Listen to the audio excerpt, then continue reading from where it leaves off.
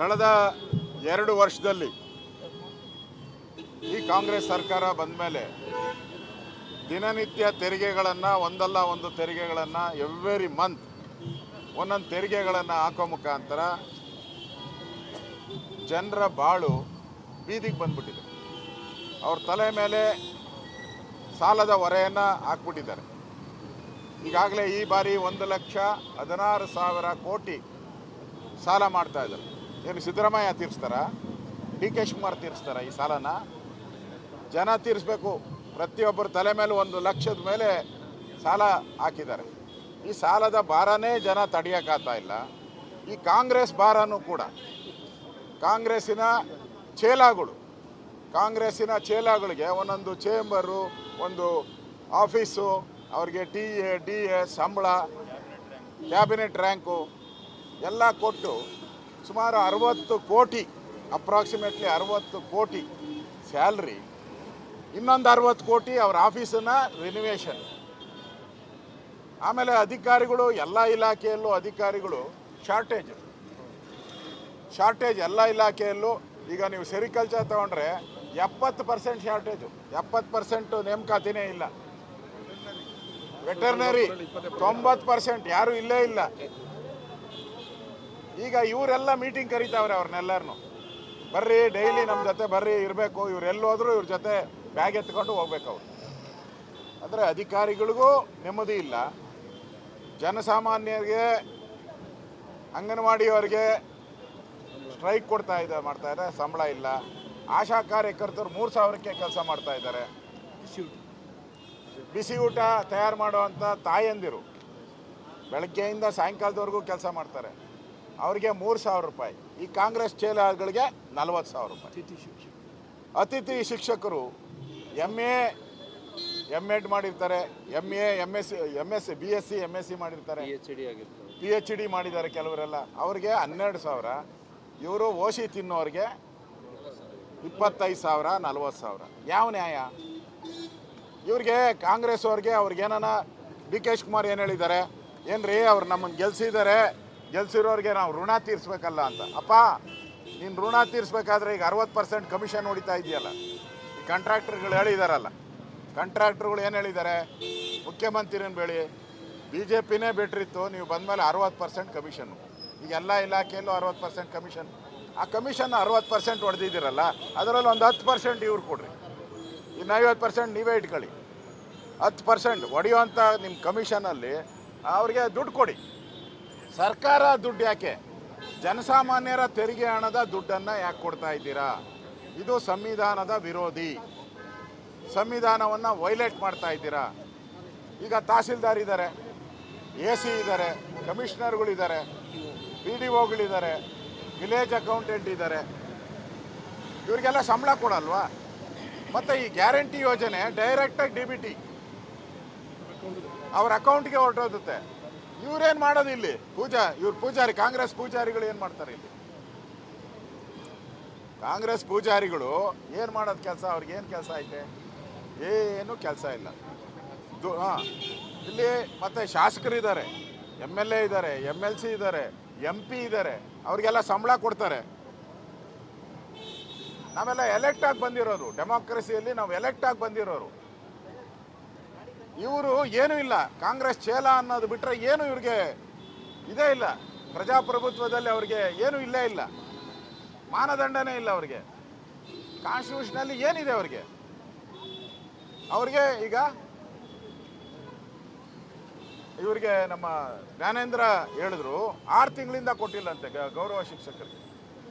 ಕಾಲೇಜುಗಳಲ್ಲಿ ಉಪನ್ಯಾಸ ಮಾಡುವಂಥ ಗೌರವ ಶಿಕ್ಷಕರಿಗೆ 5 ರಿಂದ 6 ತಿಂಗಳಿಂದ ಕೊಟ್ಟಿಲ್ಲ.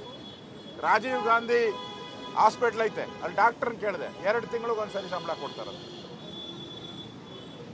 ಈ ಹಾಲು ಉತ್ಪಾದಕರು, ರೈತರು ಸಬ್ಸಿಡಿ ಅವ್ರಿಗೆ 9 ತಿಂಗಳಿಂದ ಕೊಟ್ಟಿಲ್ಲ, ಅದು 600 ಕೋಟಿ ಐತೆ. ಇವ್ರಿಗೆ ಹೇಳಿದ್ದಾರೆ, ಆ ಸರ್ಕ್ಯುಲರ್ ನನ್ನ ಹತ್ರ ಇದೆ, ಆ ಸರ್ಕ್ಯುಲರಲ್ಲಿ ಕ್ಲಿಯರಾಗಿ ಹೇಳಿದ್ದಾರೆ, ನಮ್ಮ ಕಾಂಗ್ರೆಸ್ ಕಾರ್ಯಕರ್ತರಿಗೆ ಪ್ರತಿ ತಿಂಗಳು ನೀಟಾಗಿ ಕರೆಕ್ಟಾಗಿ 1ನೇ ತಾರೀಕು ಅವ್ರು ಸಂಬಳ ಓಡಬೇಕು. AC ಗೆ ಓದತ್ತೋ, DC ಗೆ ಓದತ್ತೋ, PDOಗೆ ಓದತ್ತೋ ಗೊತ್ತಿಲ್ಲ, ಅಂಗನವಾಡಿ ಕಾರ್ಯಕರ್ತರಿಗೆ ಹೋಗ್ತದೋ ಗೊತ್ತಿಲ್ಲ. ಅವ್ರಿಗೆ ಮಾತ್ರ 1ನೇ ತಾರೀಕು ಕರೆಕ್ಟಾಗಿ ಸಂಬಳ ಹೋಗಬೇಕು. ಅವ್ರು ಕರೆದಾಗೆಲ್ಲ ಅಧಿಕಾರಿಗಳು ಹೋಗಿ ಅವ್ರ ಮುಂದೆ ಕೈ ಕಟ್ಕೊಳ್ಬೇಕಂದ್ರೆ ಈ ಸರ್ಕಾರ ಅಂತಾರೋ ಇದು ಕಾಂಗ್ರೆಸ್ ಆಫೀಸ್ ಅಂತ. ವಿಧಾನಸೌಧವನ್ನು ಕಾಂಗ್ರೆಸ್ ಆಫೀಸ್ ಮಾಡ್ಕೊಂಬಿಟ್ಟಿದ್ದಾರೆ. ಯಾವ ಉದ್ದೇಶ ಇಟ್ಕೊಂಡು ಕೆಂಗಲ್ ಹನುಮಂತಯ್ಯನವರು ಇದು ಸರ್ಕಾರದ ಕೆಲಸ, ದೇವರ ಕೆಲಸ ಅಂತ ಹೇಳೋದು. ಇದು ಈಗ ಹೋಗಿ ಸರ್ಕಾರದ ಕೆಲಸ ಕಾಂಗ್ರೆಸ್ ಆಫೀಸಿನ ಕೆಲಸ ಆಗೋದು. ಲೂಟಿ, ಹಗಲು ದರೋಡೆ, ಕಳ್ಳರೆಲ್ಲ ರಾತ್ರಿ ಹೊತ್ತು ದರೋಡೆ ಮಾಡಿದ್ರೆ ಈ ಕಾಂಗ್ರೆಸ್ ಅವರು ಬೆಳಗ್ಗೆನೇ ದರೋಡೆ ಮಾಡ್ತಾ ಇದ್ದಾರೆ. ಅಫಿಷಿಯಲ್ ಆಗಿ ದರೋಡೆ ಇದು. ಈ ಕಾಂಗ್ರೆಸ್ ದುಡ್ಡನ್ನು, ಸರ್ಕಾರ ಟ್ಯಾಕ್ಸ್ ಪೇಯರ್ಸ್ ಹಣವನ್ನು, ಹಗಲು ದರೋಡೆಯನ್ನು ಕಾಂಗ್ರೆಸ್ ಅವರು ಮಾಡ್ತಾ ಇದ್ದಾರೆ. ಇದರ ವಿರುದ್ಧ ಸರ್ಕಾರದ ಹಣ ಸರ್ಕಾರದಲ್ಲಿ ಉಳಿಬೇಕು, ಸರ್ಕಾರದ ಹಣ ಬಡವರಿಗೆ ತಲುಪಬೇಕು. ಯಾವುದೇ ಕಾರಣಕ್ಕೂ ಈ ಕತ್ರಿ, ಕಾಂಗ್ರೆಸ್ಸಿನ ಕತ್ರಿ ಹಾಕೋದಕ್ಕೆ ಅವಕಾಶ ನಾವು ಕೊಡಲ್ಲ. ಅದಕ್ಕೋಸ್ಕರ ನಿನ್ನೆಯಿಂದ ನಾವು ಹೋರಾಟ ಮಾಡ್ತಾ ಇದ್ದೀರಿ. ನೋಡೋಣ, ನಮ್ಮೆಲ್ಲ ಮಾತಾಡಿ ಇದನ್ನು ಇನ್ನೂ ಬೇರೆ ಲೆವೆಲ್ಗೆ, ರಾಷ್ಟ್ರ ಲೆವೆಲ್ಗೆ ತಗೊಂಡು ಹೋಗುವಂಥ ಪ್ರಯತ್ನನೂ ಮಾಡ್ತೀವಿ.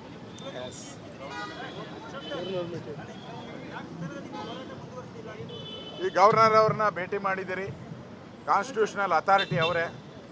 ಶಾಸಕಾಂಗಕ್ಕೆ CM ನಾಯಕರಿದ್ದರೆ ಇಡೀ ಎಲ್ಲದಕ್ಕೂ, ನ್ಯಾಯಾಂಗ, ಕಾರ್ಯಾಂಗ, ಎಲ್ಲದಕ್ಕೂ ಕೂಡ ಗವರ್ನರು ಅವರೇ ಹೇಳಿದ್ದಾರೆ, ನಾನು ಇದ್ರ ಬಗ್ಗೆ ಕ್ರಮ ತೆಗೆದುಕೊಳ್ತೀನಿ ಅಂತ.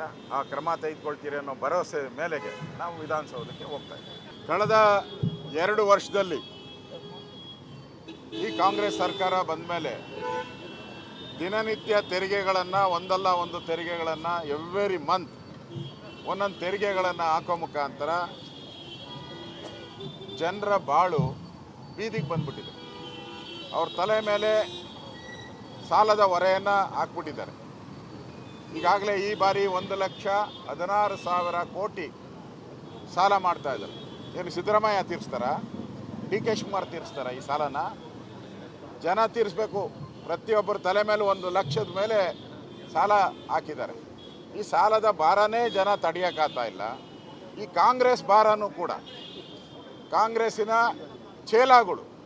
ಕಾಂಗ್ರೆಸ್ಸಿನ ಚೇಲಾಗಳಿಗೆ ಒಂದೊಂದು ಚೇಂಬರು, ಒಂದು ಆಫೀಸು, ಅವ್ರಿಗೆ TA, DS ಸಂಬಳ, ಕ್ಯಾಬಿನೆಟ್ ರ್ಯಾಂಕು ಎಲ್ಲ ಕೊಟ್ಟು ಸುಮಾರು 60 ಕೋಟಿ, ಅಪ್ರಾಕ್ಸಿಮೇಟ್ಲಿ 60 ಕೋಟಿ ಸ್ಯಾಲ್ರಿ, ಇನ್ನೊಂದು 60 ಕೋಟಿ ಅವ್ರ ಆಫೀಸನ್ನ ರಿನಿವೇಷನ್.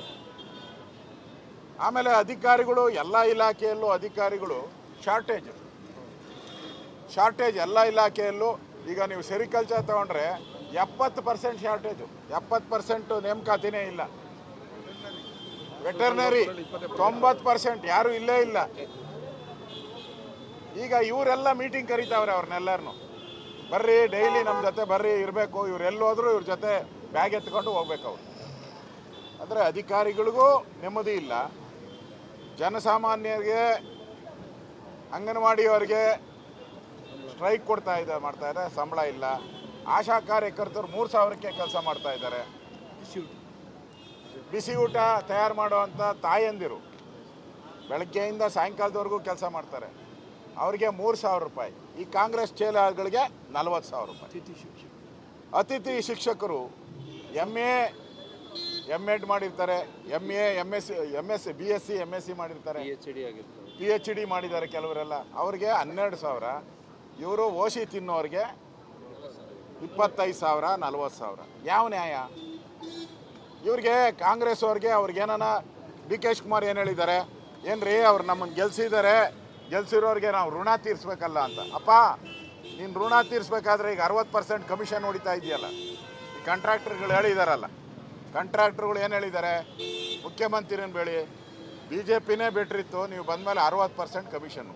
ಈಗ ಎಲ್ಲ ಇಲಾಖೆಯಲ್ಲೂ 60% ಕಮಿಷನ್.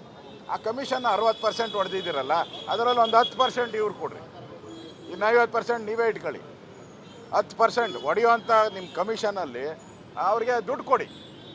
ಸರ್ಕಾರ ದುಡ್ಡು ಯಾಕೆ? ಜನಸಾಮಾನ್ಯರ ತೆರಿಗೆ ಹಣದ ದುಡ್ಡನ್ನು ಯಾಕೆ ಕೊಡ್ತಾ ಇದ್ದೀರಾ? ಇದು ಸಂವಿಧಾನದ ವಿರೋಧಿ.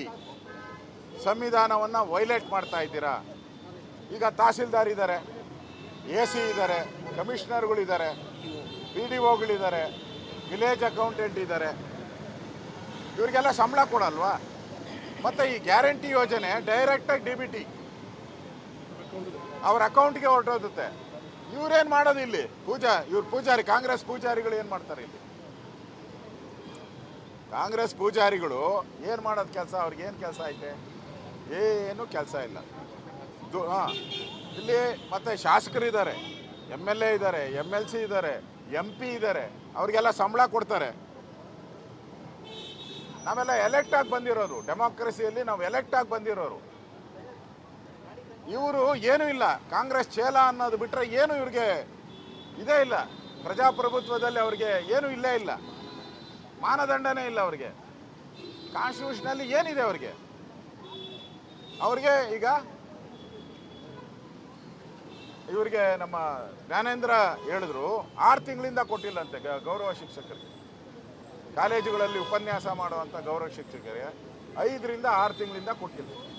ರಾಜೀವ್ ಗಾಂಧಿ ಹಾಸ್ಪಿಟ್ಲ್ ಐತೆ, ಅಲ್ಲಿ ಡಾಕ್ಟ್ರನ್ನ ಕೇಳಿದೆ, 2 ತಿಂಗಳಿಗೆ ಒಂದ್ಸರಿ ಸಂಬಳ ಕೊಡ್ತಾರಂತೆ.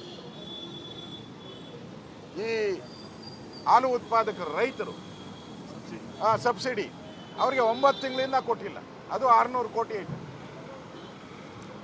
ಇವ್ರಿಗೆ ಹೇಳಿದ್ದಾರೆ, ಆ ಸರ್ಕ್ಯುಲರ್ ನನ್ನ ಹತ್ರ ಇದೆ, ಆ ಸರ್ಕ್ಯುಲರ್ ಅಲ್ಲಿ ಕ್ಲಿಯರಾಗಿ ಹೇಳಿದ್ದಾರೆ, ನಮ್ಮ ಕಾಂಗ್ರೆಸ್ ಕಾರ್ಯಕರ್ತರಿಗೆ ಪ್ರತಿ ತಿಂಗಳು ನೀಟಾಗಿ ಕರೆಕ್ಟಾಗಿ 1ನೇ ತಾರೀಕು ಅವ್ರು ಸಂಬಳ ಓಡಬೇಕು. AC ಗೆ ಓದತ್ತೋ, DC ಗೆ ಓದತ್ತೋ, PDOಗೆ ಓದತ್ತೋ ಗೊತ್ತಿಲ್ಲ, ಅಂಗನವಾಡಿ ಕಾರ್ಯಕರ್ತರಿಗೆ ಹೋಗ್ತದೋ ಗೊತ್ತಿಲ್ಲ. ಅವ್ರಿಗೆ ಮಾತ್ರ 1ನೇ ತಾರೀಕು ಕರೆಕ್ಟಾಗಿ ಸಂಬಳ ಹೋಗಬೇಕು. ಅವ್ರು ಕರೆದಾಗೆಲ್ಲ ಅಧಿಕಾರಿಗಳು ಹೋಗಿ ಅವ್ರ ಮುಂದೆ ಕೈ ಕಟ್ಕೊಳ್ಬೇಕಂದ್ರೆ ಈ ಸರ್ಕಾರ ಅಂತಾರೋ ಇದು ಕಾಂಗ್ರೆಸ್ ಆಫೀಸ್ ಅಂತ. ವಿಧಾನಸೌಧವನ್ನು ಕಾಂಗ್ರೆಸ್ ಆಫೀಸ್ ಮಾಡ್ಕೊಂಬಿಟ್ಟಿದ್ದಾರೆ. ಯಾವ ಉದ್ದೇಶ ಇಟ್ಕೊಂಡು ಕೆಂಗಲ್ ಹನುಮಂತಯ್ಯನವರು ಇದು ಸರ್ಕಾರದ ಕೆಲಸ, ದೇವರ ಕೆಲಸ ಅಂತ ಹೇಳೋದು. ಇದು ಈಗ ಹೋಗಿ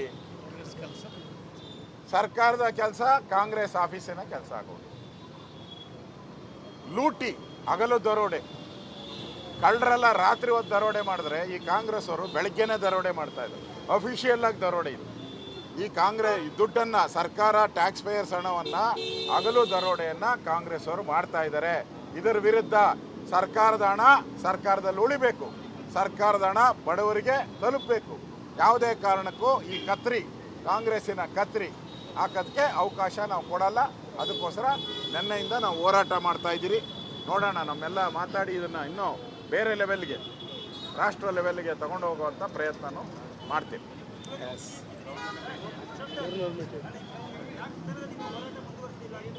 ಈ ಗವರ್ನರ್ ಅವ್ರನ್ನ ಭೇಟಿ ಮಾಡಿದ್ದೀರಿ.